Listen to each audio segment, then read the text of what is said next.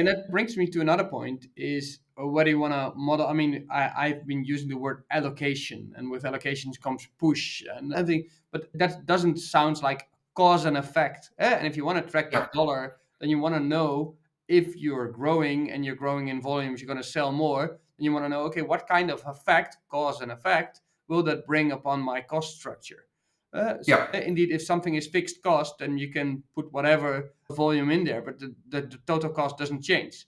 But like you said, and when it comes to, say, for example, HR, if you sell more, you probably need more front end people. If you need more front end people, then they have to deal with more salary slips, more contracts, more hiring. So HR will grow as well. So yeah, Yep. cause and effect. Yeah, and I think it's important to understand, as well as we think about profitability models, is the reason why people need and why organizations need profitability models, or the use cases, because their end use case and the primary driver of what they're looking for will dictate what that model needs to look like, how detailed it needs to be, what the Could intent you is. come up with like the free use cases? Then it's a good. You made a good pivot here. Yeah. Yeah, and so the first one, which is I think the easiest one, and as we talked about from the operational cost, it's understanding where we can become more efficient in the organization, where we can either eliminate costs or we can redesign processes to be more efficient, to lower the cost per when it comes to a cost to serve.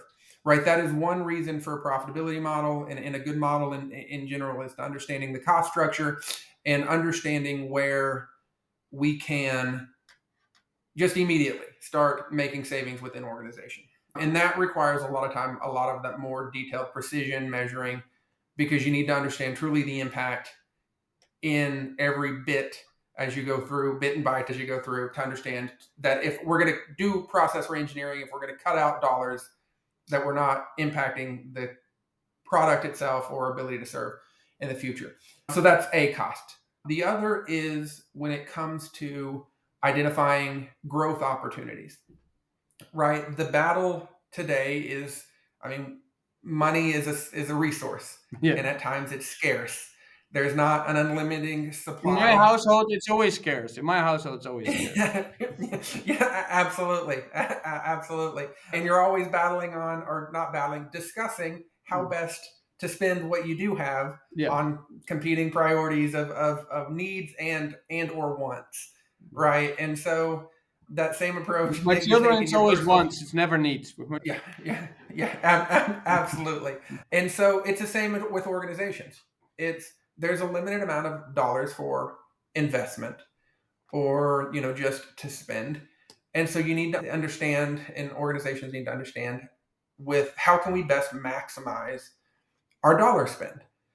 So in order to do that, you need to understand, I mean, first, to understand where I should invest a dollar is understand what return have I gotten of the dollars that I've invested in the past, from what products, what customers, like I said, what channels, what, if we're looking to expand a footprint, where we were successful historically, and then what is the profile of where we could expand to understand what kind of return we can get on that dollar. And then the other piece is, and then understanding what we would take to maximize that dollar. Are we looking after new customer and new growth, or do we need to, the term of farm existing customers? Do we need to maximize our customer value that we have, or do we need to spend that dollar attracting new customers because we've tapped out our ability to maximize the relationship with the customers that we currently have? And those different use cases, it would be great if we could say to an organization, hey, we're going to do all of those things in one perfectly in model. great detail Yeah. in one model, and it's going to be brilliant. And I've seen people implement great models that can handle hundreds and hundreds of use cases, but now you've increased the cost to maintain said models and keep them fresh. And so then that decreases the value of the model itself from a return perspective, because now it requires additional expenditure. So it's finding that all of this, and life in general, right? Finding balance is the key to being successful.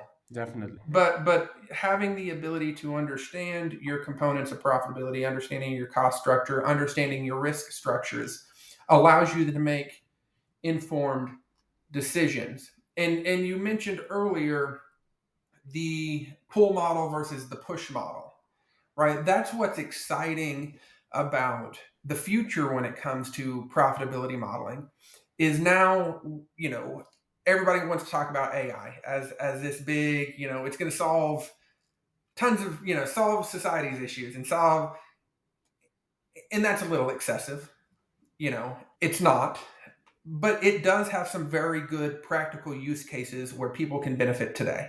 Definitely. And having a good pull model and then using the ability of the AI's capability to assess volumes, to go through and look at trends, to be able to pull things out to kind of help guide what, I'm using the all of those models that AI has to point to what could happen next month or in 6 months or in a year from now from a growth or a decline or from a rate change or from a risk, default perspective. And building scenarios has never been easier. Huh? Yeah, because now we have, historically to do those things, it would take significant amount of manpower. And there wasn't the technology out there to handle billions of transactions, and make insights out of those transactions quick enough to make a decision. And that's the key, right?